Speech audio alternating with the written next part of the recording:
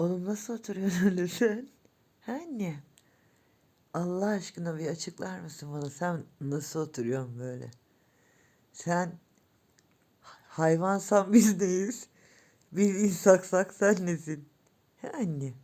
Bu nasıl bir yakışıklılık? Nasıl oturuyorsun annem?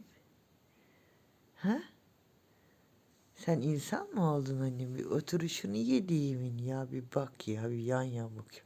Şşş. Nasıl oturuyorsun? Açıkla bakalım. Hadi basın açıklaması yok. Bıyıklı yere düşmüş ha. Yerim seni ha. Söyle bana bu nasıl bir oturuş? Ha? Aşkım?